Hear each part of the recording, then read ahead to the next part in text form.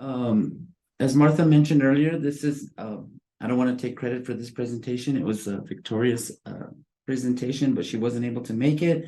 So I'm going to wing it, for lack of better words. And this is basically, an introduction to the FAFSA simplification. And I think in all honesty, it was geared towards maybe students and maybe parents that were gonna encounter the new FAFSA. And I see a lot of people in here that have probably attended the same trainings that I have and Victoria has as it relates to the FAFSA simplification. But we'll go through the slides anyway and go from there.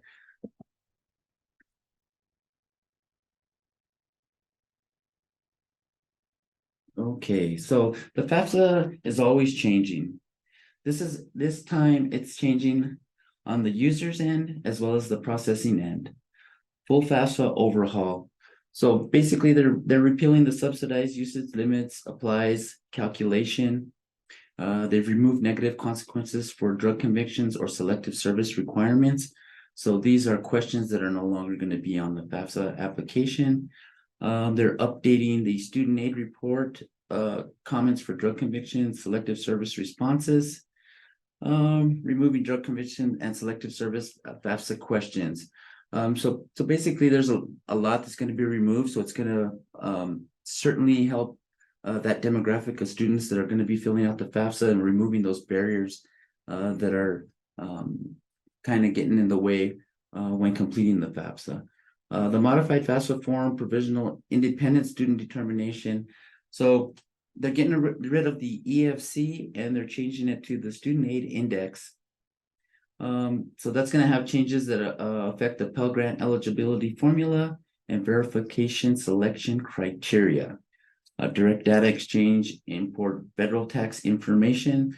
So no longer will you have to, basically, if you give consent on the form, the Department of Ed will then be able to extract any tax information they're able to import into the FAFSA application itself. So here's kind of a breakdown. We see here EFC is going to change to student aid index. The IRS direct data retrieval tool is going to be changed over to the DDX or FADDX and so on. To me, this is going to be an easier way to do it, but we'll certainly see when that comes to light. So they are reducing the maximum number of questions from 108 to 46, which is great. I mean, 108 is a lot. So simplifying it down to 46 should be easier on everybody, including the students. Online form will be dynamic, meaning some students will not be present with all 46 questions. So what does that mean? So with FAFSA simplification, the students are going to have to invite the parent to come into the application itself and provide all of that information. And as I understand it, that's information the student won't have access to, and vice versa, the parent won't be able to see what the student inputted on their end. Okay, parental income to include. So parents who live together, nothing's going to change there. They're going to want both parents' incomes and assets.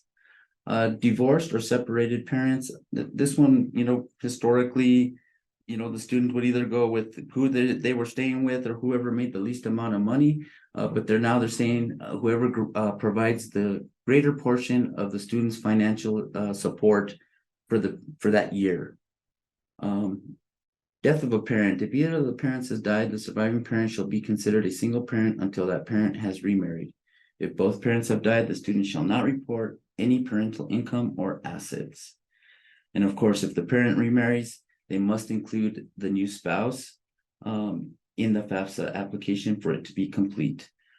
Single parents include income, assets of the single parent. The biggest change, students with divorced parents must include tax information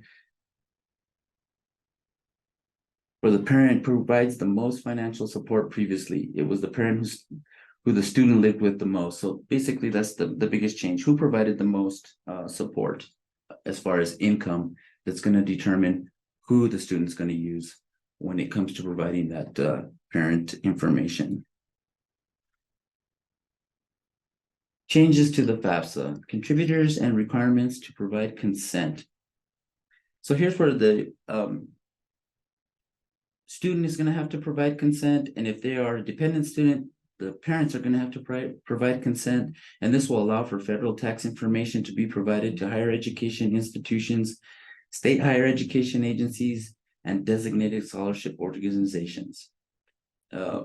Parents of the record on the FAFSA income and assets are to be reported for the parent who provide the most financial support, even if the student does not live with the parent or lives with the other parent.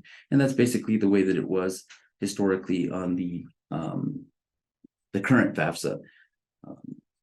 No longer the parent with whom the student lived with the most in the past 12 months prior to filling out the FAFSA. So again, that change is the student who provided most of the support, financial support, is the one that's going to be the person that's going to provide the information.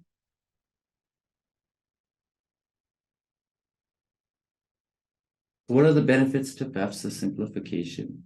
Certainly streamlined application process, better user experience for the FAFSA, expanded eligibility for federal student aid, and reduced barriers for certain student populations, homeless and unaccompanied youth, incarcerated students, English language learners, and students from low-income backgrounds. So the takeaways from the new FAFSA: the FAFSA overhaul will affect financial aid offices. Be aware of processing times and deadlines. Have high school freshmen create an FSA ID now to prevent delays upon FAFSA's release. Possible FSA ID workshops right now. So there's definitely a lot of workshops out there. So if you need to find one or you can certainly reach out to myself and others that are on this meeting. Can certainly provide that. Students contributors must complete all sections of the FAFSA before it can be submitted. And this is a big change. There's no paper signature options. All contributors must create an FSA ID.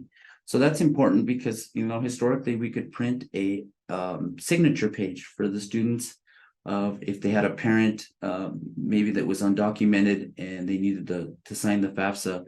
Not being able to create an FSA ID historically without a social security number, they would have to print out a page, and so they're getting away from the paper signature option.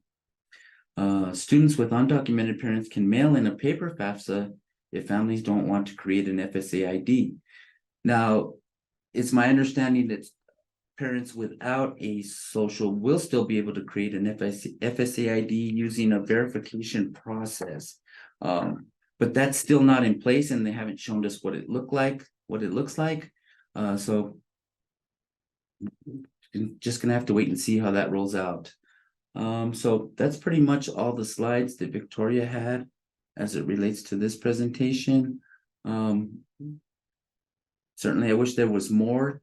I know that we're still attending workshops as it relates to the simplification, but we're still up in the air. I think the most important thing is that students who are able to create an FSA ID should do so immediately, so that when it does roll out, the students will be ready. And if parents can create an FSA ID as well, have that in place so that when the application does go live, we're ready to go.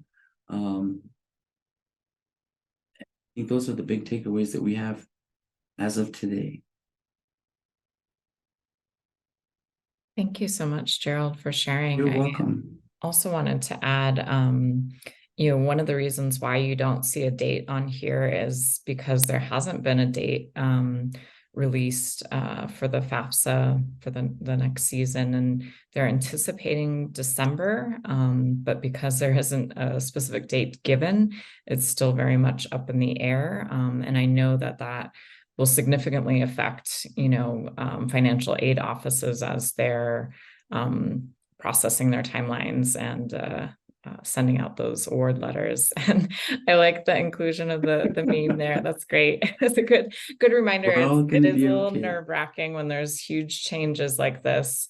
But Absolutely. we're all going to be okay. And that's part of why we're having this session as well, is we want to start to talk about and anticipate what might be some of the challenges of this changed and updated FAFSA, and maybe do some brainstorming around what other institutions are planning on, what tips they might have, what are some good resources to visit online, what can you also share with students and families to give them more information.